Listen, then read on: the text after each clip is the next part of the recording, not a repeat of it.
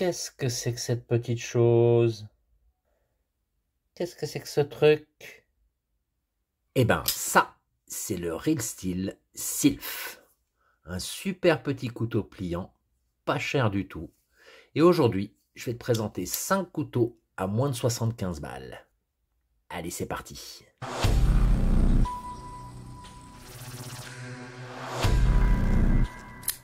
Bonjour à tous, vous êtes sur Lame de Pique, la chaîne des collectionneurs de couteaux.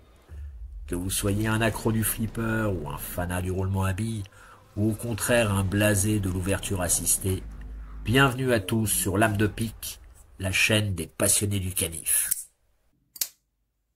Le HX Outdoors Rock Sapphire. Qu'est-ce que c'est que cette petite chinoiserie? Qu'est-ce que c'est que ce truc? Eh ben, ça, c'est un petit couteau qui m'intéressait parce qu'il avait 4 particularités que je voulais voir d'un petit peu plus près. Alors déjà, ça, c'est un petit couteau qui fait, allez, on est sur du 17 cm pour 116 grammes. On a une lame quand même de 3,2 mm, hein, quand même assez épaisse pour un petit couteau comme ça. L'acier, c'est du D2. Une belle finition satinée. On est sur un drop point avec une émouture plate qui remonte assez haut. Faux tranchant sur le dessus. Alors, première chose. Déjà, ce couteau, ce qui m'a frappé, c'est qu'il me fait penser à un autre couteau. Il me fait penser au Praxis, et plus particulièrement à cette taille, au Mini Praxis. Alors, je voulais voir ce que ça donnait, parce que, si tu te souviens, Mini Praxis, c'est celui-ci. Tu vois que quand on les met côte à côte, il y a un petit air de famille, quoi. Alors, le Praxis, c'est une lame plus fine, hein, et puis c'est un flipper. Hein. Mais, il présente les mêmes avantages que le Praxis, à savoir une bonne ergonomie, bonne prise en main, un gros finger choil pour ceux qui savent l'utiliser et qui apprécient, qui te permet de te placer un petit peu plus en avant sur ta lame et d'avoir aussi un petit peu plus de force quand tu veux vraiment quand tu veux y aller. Et puis ce petit look, hein, qui est quand même pas mal, qui est très réussi, qui a fait le succès du Praxis. Hein. Alors ceci dit, il a son petit caractère aussi celui-ci. Hein. C'est pas qu'une imitation du Praxis. La deuxième chose qui m'avait intéressé, c'est que c'est un button lock, mais particulièrement, c'est ce bouton. Tu vois, ce bouton, il me rappelle le bouton des Vosted qu'eux utilisent sur leur top liner lock. Et je trouve que c'est pas mal. C'est mieux que le bouton rond, d'abord parce que tu vois, ça a été des petites cannelures là. Hein, donc, c'est cranté, comment on appelle ça. Hein. C'est plus agrippant. Hein, et puis, c'est un petit peu plus large aussi. Donc, je trouve que au fonctionnement, c'est plus pratique. Puis je voulais voir ce que ça donnait, si vraiment ça changeait quelque chose. Et moi, je trouve que c'est pas mal, effectivement. Troisième point que je trouvais quand même assez intéressant, c'est qu'il a des plaquettes en titane. Alors, oui, en titane, ça n'a rien de spécial, mais ça va avec la quatrième particularité de ce couteau, c'est qu'il est pas cher. C'est un couteau qui a moins de 50 balles. Moi, je l'ai payé 41 euros, je crois. Avec les frais de port, ça me faisait à 55, quelque chose comme ça. Ce qui restait très intéressant. Mais en ce moment, il est soldé, je crois, à 27 euros. Bref, avec les frais de port, tu t'en tires pour 40, 42 euros. Ce qui, je trouve, pour un couteau comme ça, est tout à fait correct, quoi. On a un clip qui est moche comme tout, qui fonctionne, hein, mais qui est moche comme tout, qui n'est pas deep carry et qui n'est pas réversible non plus. Moi, personnellement, je n'utilise pas trop les clips, donc ça ne me dérange pas vraiment, mais pour ceux qui y attachent une importance particulière, ça, ce sera peut-être pas un très bon couteau pour vous. Alors, l'ouverture se fait au flipper. C'est pas un grand flipper. Hein. C'est-à-dire que si tu appuies là, tu vas avoir quelqu'un qui a des petits problèmes de virilité, on va dire. Par contre, si tu l'utilises comme en light switch, comme disent les Américains, il n'y a pas de problème. Hein. Donc, c'est un flipper qui fonctionne simplement. Il n'a pas la même géométrie que des flippers qui te permettent aussi de le sortir juste en appuyant. Bon, là, c'est un coup de bol. Mais voilà, si tu appuies... Ah, mais non, tu vois, quand même, on y arrive. Bon, mais disons que c'est pas le flipper le plus fulgurant que je connaisse. Ceci dit, ça fonctionne très bien. Il n'y a pas de problème. Et puis surtout, par rapport à d'autres button lock que je connais, celui-ci, il sort pas. Hein. Ça va. Donc, tu as quand même une bonne détente. Je trouve que c'est bien réglé. Alors ça, c'est une marque HX Outdoors. En fait, c'est une marque qui existe depuis très longtemps. Enfin, disons que la coutellerie qui produit ce couteau existe depuis plus de 70 ans. C'est une coutellerie qui appartient à la même famille depuis 3 générations. Hein. Alors, à un moment, c'était une coutellerie d'État quand même, hein, sous la Chine communiste, il ne faut pas se leurrer. Mais voilà, donc ils faisaient beaucoup de couteaux d'outdoors, d'outils, de choses comme ça. Et depuis, je crois, 2014, ils ont lancé cette marque, HX Outdoors. Et depuis peu, bah, ils se lancent dans le marché du petit couteau pliant de décès. Et donc voilà, c'est un petit peu leur début. C'est des couteaux pas très chers, leur début dans ce genre de produit. Hein. C'est des petits couteaux pas très chers. Je dirais que ça ressemble un petit peu à du Ganzo ou à du Sanremo, hein, sur la qualité et le type de modèle. Mais écoute, c'est pas mal. Ils ont une histoire assez intéressante. Alors, c'est des malades mentaux, hein, sur leur site web. Je crois que tu as presque 3 ou 4 pages d'explications sur leurs origines. Mais ça rend, bah, je trouve que c'est un petit peu plus crédible, puis c'est un petit peu plus intéressant. Donc, voilà, à ce prix-là, franchement, je voulais pas me priver. Bon, ça vient dans une boîte plutôt qualitative. Je l'ai utilisé pas mal là quand j'étais en province. C'est du D2, le D2 il n'a pas bougé. Hein. Le tranchant, très très bon, le D2 ça garde un tranchant très longtemps. Prise en main, visserie, etc. Rien à dire, hein, franchement. Alors je te disais, la prise en main, bah, moi je tiens à quatre doigts hein, là-dessus, il n'y a pas de problème. Je peux m'avancer un petit peu plus. Il y a un petit jimping ici, oui. Oh, ouais, bah, qui sert pas à grand chose, hein, mais bon, il a le mérite d'être là. C'est vrai que dans cette position, on est content de l'avoir. Mais voilà, c'est un couteau vraiment qu'on a bien en main, c'est assez ergonomique, c'est assez large aussi, tu vois, c'est pas trop fin. Non, bon petit outil, bon petit outil. En plus, tu vois, il a une ligne, je te dis, qui rappelle le Praxis, qui est un joli couteau, quoi. Voilà. Alors, il fait quand même son poids, hein, on est à 116 grammes, parce que tu vois, en dehors des trous que tu as sur les plaquettes, ça n'a pas été. C'est pas un couteau qui est ajouré. Hein. Tu vois, tu as des platines aussi qui sont assez épaisses, donc ça fait que c'est un couteau qu'on. Voilà, c'est pas de la camelote, hein, t'as quelque chose dans la main, quoi. Le HX Outdoor Rock Sapphire à 44 euros, port compris, je trouve que c'est une bonne affaire. Le Trivisa Koala. Regarde-moi ce petit ch'tio. Alors ça, il est extraordinaire ce couteau. Alors c'est mon premier Trivisa, hein. J'avais jamais eu l'occasion d'acheter un de leurs couteaux. Pas parce que c'est une mauvaise marque ou quoi, mais parce que bon, leur modèle, je n'étais jamais tombé sur un vraiment qui me plaisait tant que ça, sauf jusqu'à celui-ci, on va dire. Le Koala. Alors ça c'est un petit canif qui fait. Allez, on est sur quoi? Qu'est-ce que c'est que ce truc? Hop, on est sur un petit couteau qui fait 14,8 cm pour 60 grammes. On a une lame de 3 mm d'épaisseur. Alors, dans cette forme drop point ou un petit peu forme de feuille aussi, on est ici sur un acier, c'est du N690 quand même. Ça rigole pas, quoi. J'ai l'impression qu'il y a de plus en plus de marques qui reviennent à cet acier, à des prix très convenables. Donc là, on est sur une finition stonewash. Belle émouture plate. Alors sur les photos de marketing, on a l'impression que c'est une émouture creuse. Non, c'est une émouture plate, mais qui fonctionne très bien. Hein. On a un dos de lame qui était arrondi, couronné, disent les Américains. Hein. Très élégant, avec petit faux tranchant. Belle forme de lame, moi j'aime beaucoup. Alors, mais surtout, l'intérêt de ce genre de forme de lame et de couteau, c'est que comme ça descend un petit peu, t'es vite sur l'endroit où tu veux couper, tu vois. Ce petit couteau, par exemple, tu vois, je m'en suis beaucoup servi quand j'étais à la campagne pour désherber, pour enlever les herbes folles qui poussaient devant ma maison.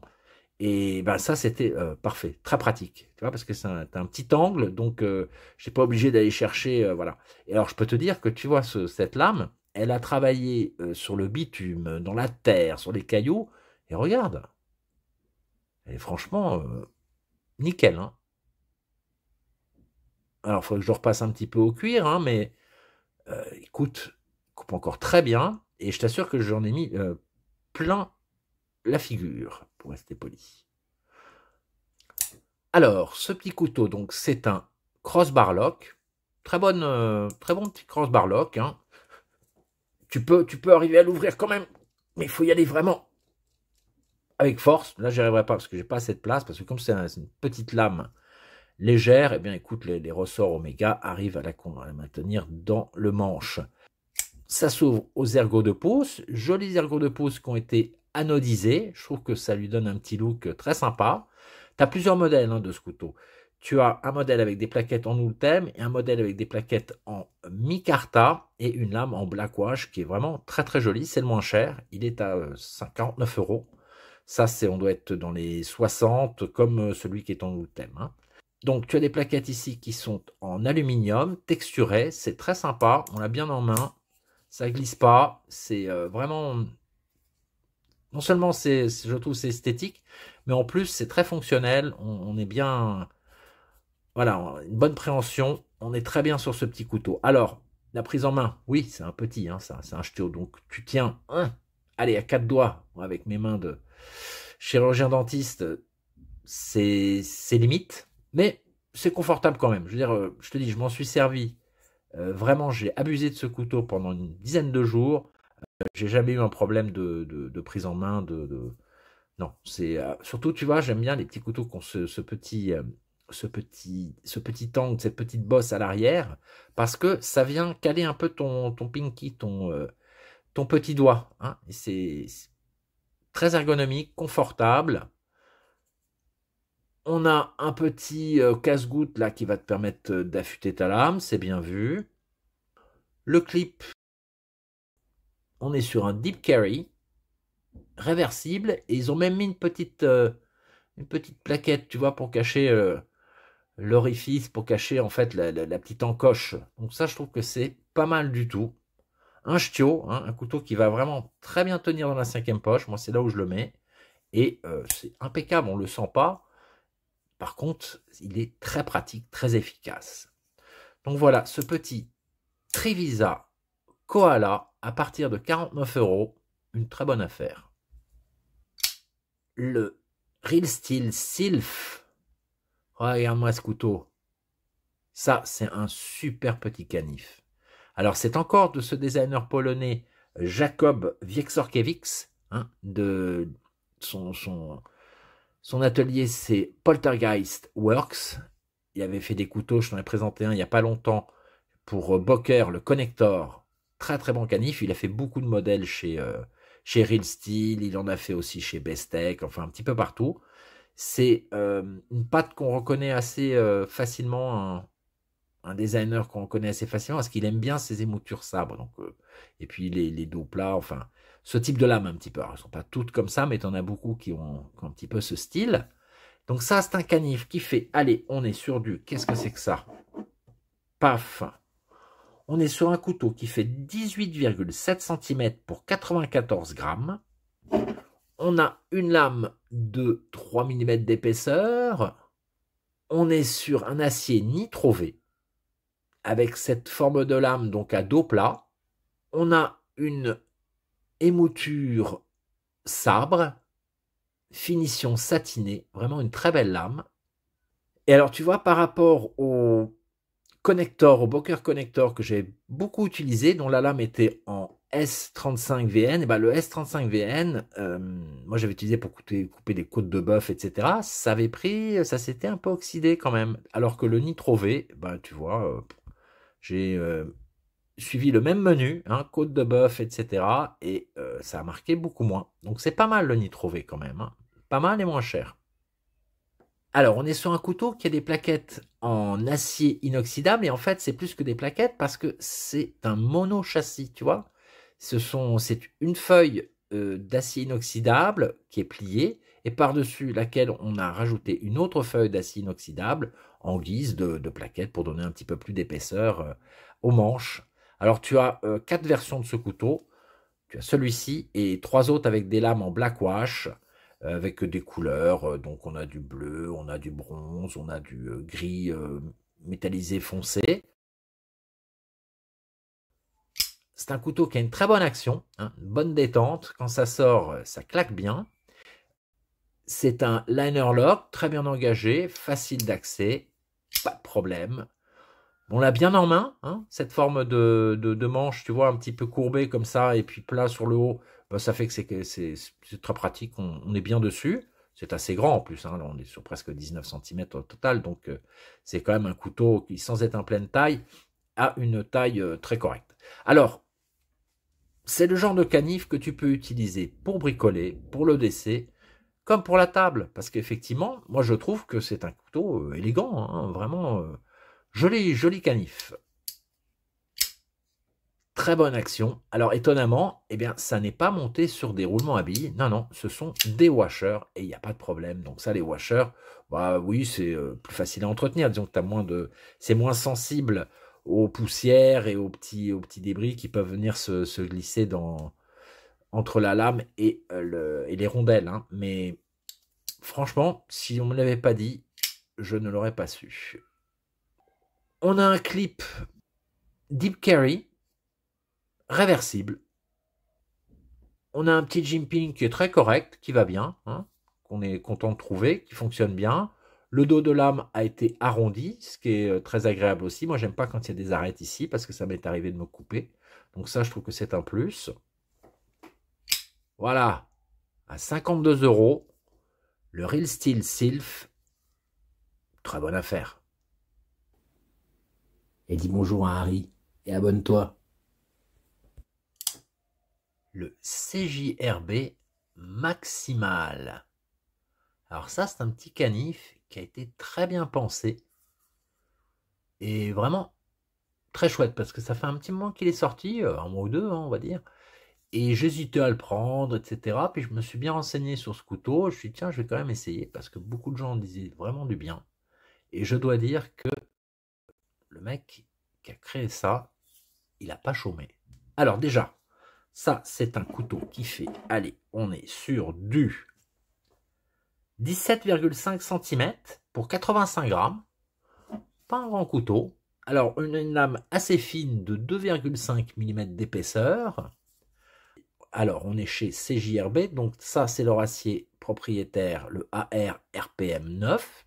On a cette finition Stonewash. La forme de lame, c'est un clip point. Et on a une émouture plate qui remonte assez haut, avec une sorte de faux tranchant ou un biseau sur le haut de la lame. Le système de verrou, eh ben, c'est un crossbar lock.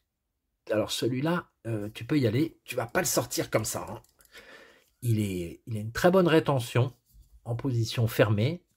Et pour le sortir, eh ben, il claque bien quand même. Donc ça, c'est CJRB et QSP, c'est ceux qui maîtrisent le mieux, je trouve, le crossbar lock en termes de détente et de rétention de lame en position fermée. Alors, le designer de ce couteau, c'est un monsieur qui s'appelle David C. Andersen. Donc, ses initiales, c'est DCA. Et ce mec, c'est le présentateur de Knife Centers. Alors, il se trouve que à ses heures perdues, eh ben, il dessine des couteaux. Il avait déjà fait un petit couteau à lame fixe pour MKM, qui s'appelait, je crois, le Pocket Tango. Bon, un petit canif, ok, d'accord, un petit couteau de botte, on va dire. Et puis là, il a vraiment fait un chouette couteau de décès, alors qui me rappelle beaucoup le Ritter Hog ou le Benchmade Griptilian. Hein, il y a vraiment un air de famille. Alors, le Benchmade Griptilian, c'est un couteau qui a eu beaucoup de succès parce que, justement, c'est un très bon utilitaire. Hein. Ça, avec le Maximal, on est sur un couteau destiné à être un utilitaire. Hein. Et en fait, pourquoi est-ce qu'il est bien conçu? Ben, déjà, regarde la forme du manche, tu vois, des plaquettes. Ici, tu as une petite encoche qui permet à ton pouce de naturellement se positionner là où il faut. Et en fait, tu n'as pas besoin de jimping comme ça, tu vois. Ça vient tout de suite sur le dos de la lame si tu t'avances un petit peu plus. Mais comme tu es en même temps à moitié sur les plaquettes, eh ben, tu es très confortable, ça ne va pas glisser, hein, tu es bien là. En plus, avec cette lame très fine, eh ben, c'est un très bon trancheur. Et puis la forme, regarde, tu vois, clip point, ça descend, donc tu es vraiment tout de suite sur ta coupe. Et comme tu as ce cette grande inclinaison ici vers la pointe, eh ben, tu peux vraiment travailler en précision, être très confortable. Hein. Et puis comme c'est fin, tu as un bon contrôle. Vraiment bien pensé, plein de petits détails. La forme aussi de l'encoche ici, bah oui, tu peux mettre un doigt, mais tu vas venir t'avancer aussi, ça va pas être gênant pour y placer le majeur, tu vois, si tu veux te positionner un petit peu plus devant ou si tu as des choses un petit peu en force à faire. Donc, pas mal du tout. Les plaquettes, donc en G10, tu vois, sont un peu arrondies, contours. Hein. Ça, c'est pas mal. Ça améliore le confort de la prise en main. On a un petit clip Deep Carry, réversible, classique. L'action, eh ben, on est très bien. Hein. Tu vois, tu l'entends au bruit, ça claque. C'est un bon crossbar lock, bien pensé. Alors, c'est un couteau qui n'est pas très grand, hein, 17,5 cm, mais ça va. 17,5 cm pour un utilitaire, c'est très bien, c'est très confortable. Hein. C'est pas non plus un couteau de bushcraft, hein, c'est pas un couteau de camp, ça. Et puis, c'est un couteau qui a été conçu en priorité pour le marché américain. Et là-bas, ils ont des lois. Donc, pour que ce soit légal dans la plupart des États, il faut que la lame fasse moins de 7,5 cm, ce qui est le cas sur ce couteau. Voilà, donc tu vois une belle lame quand même bien fine. Hein. Bonne construction. CJRB, ça va, c'est solide, c'est carré, hein, ça, t'as pas de surprise avec CJRB. On n'est pas sur du haut de gamme, mais on est sur du moyen de gamme très correct et surtout à des prix très abordables parce que ce couteau, il est à 55 €. Hein. Ici, tu as la version avec des plaquettes en G10, tu as du G10 noir aussi, tu as des plaquettes en micarta vert, et puis après, tu as 2-3 autres modèles un petit peu plus luxueux, avec des aciers un peu différents. Bon, tu as des plaquettes en fibre de carbone avec leur autre acier qui s'appelle je sais plus, je crois que c'est le ARSF2 ou quelque chose comme ça. Et puis tu as un modèle avec des plaquettes en cuivre. Enfin bon, voilà, tu as plusieurs variations sur ce couteau. Mais celle qu'on trouve en France le plus facilement, c'est les versions en G10 et en micarta à 55 balles, quoi. Voilà, donc pour moi, ce petit CJRB maximal, eh bien, je trouve que c'est une très bonne affaire. Le Shieldon Rain. Alors, ce petit couteau, ça a été mon utilitaire préféré pendant plusieurs semaines. Super confortable, super efficace. Mais alors déjà, ça c'est un couteau qui fait, allez, on est sur du 18,6 cm pour 77 grammes. On a une lame de 3 mm d'épaisseur. Dans cette forme pied de mouton, très pointu, tu vois. L'acier, c'est du 154 cm, un très bon acier. Et je dois dire que le tranchant, c'est incroyable, quoi. Il est encore impeccable. Alors que vraiment, j'ai martyrisé. Hein. Émouture plate, très plate. On a une lame qui est super fine. Et ça, c'est un des points forts de ce couteau. C'est que vraiment, ici, c'est fin et en même temps très pointu. Donc, voilà, moi, je l'ai utilisé pour aller paquer les cartons pendant mon déménagement. Enfin, voilà, j'ai abusé de ce couteau. Et tu vois, il y a zéro trace, zéro problème. J'ai repassé au cuir, au strop, c'est tout. Impeccable, vraiment très très efficace. On est sur un front flipper qui s'ouvre très bien, hein, avec des bonnes cannelures qui vont très haut, ce qui fait que bon bah voilà, hein, ça sort tout seul. On a un finger choil ici qui est à moitié sur les plaquettes, à moitié sur la lame, donc tu perds pas beaucoup de tranchant, mais surtout pour un utilitaire, franchement, je peux te dire que moi je trouve ça très utile. Ça te permet de venir te placer bien loin sur la lame, de travailler en précision ou en force. Moi, les finger choil, je trouve que c'est utile sur ce genre de couteau, justement. La forme du manche, plat ici, courbe à l'intérieur, et ben un petit peu comme on a vu sur le Real Steel Sylph. Moi, je trouve que c'est très confortable. On est bien. Hein, on l'a bien en main. Grand manche, hein, on est confortable à 4 doigts là-dessus. Hein. Au niveau de la construction, tu vois, on a un grand spacer là en micarta tout le long du manche, ce qui vient renforcer la structure. Hein. Et puis bon, donc tu as les liners qui sont encastrés, donc il n'y a pas de problème, ça c'est solide. Tu as le jimping qui sert au front flipper qui pourrait être un peu plus en avant, c'est vrai, mais bon, ça va, naturellement, c'est là qu'on vient se positionner, donc je dirais que c'est correct. Après, bon, bah, tu peux pas avoir du jimping jusqu'au bout non plus, hein, mais voilà, si c'était un petit peu plus long, ce serait peut-être un peu mieux. Moi, je suis un fanat du jimping, surtout sur les utilitaires. Plus il y en a, mieux c'est. Bonne prise en main. Voilà, puis un couteau qui a une très belle ligne, hein, je trouve. Tu vois, ici c'est bien horizontal. Là, tu as le fil de lame et le dos de lame qui, hop, tu vois, qui viennent se reporter sur la forme des plaquettes. Je sais pas, j'aime bien. Il a un style, c'est dynamique. Shield and Rain. Je prends toujours plaisir à le réutiliser, ce couteau, tu vois. Le matériau, eh ben ça c'est du micarta. Alors c'est pas un micarta d'une grande qualité, mais tu vois, il a tenu le coup, franchement, il n'y a pas de problème, puis ça se lave. Voilà, hein, il n'y a pas de. Tu le passes avec du savon et de l'eau, et puis ça repart. Hein. C'est très solide le micarta. Regarde-moi cette forme. Ah, mais il est excellent. Puis alors, ici, avec le, le- le bout de la lame qui est plus large et qui est super pointu, je peux t'assurer que ça, c'est très pratique. Hein. Vraiment, pour les cartons, voilà, dès que tu viens de faire quelque chose un petit peu comme ça, là, tu es content d'avoir ça et ça fonctionne très bien. Super fin, super plat. Ah, ça, moi, ce petit canif, je l'adore. Hein.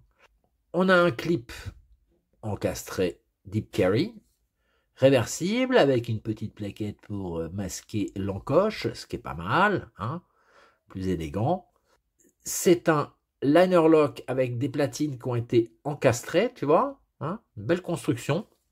Hop, très facile d'accès, très facile à ouvrir. Le Shieldon Rain, je te l'avais déjà présenté vite fait dans une vidéo de bricolage. Bon, voilà, c'est quand j'essaie de changer les plaquettes de mon Victorinox et le fait d'avoir cette lame très fine, toi, ça me permettait de passer en dessous et de faire levier.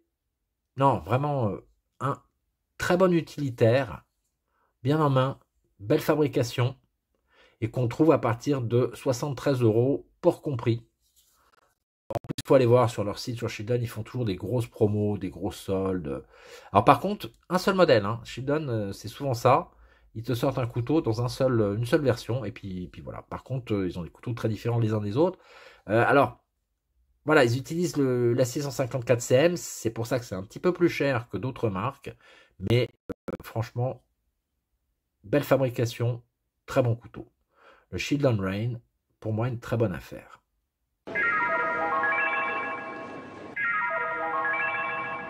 Voilà, j'espère que ça t'a plu. Laisse un commentaire, like, abonne-toi et à très bientôt sur Lame de Pique.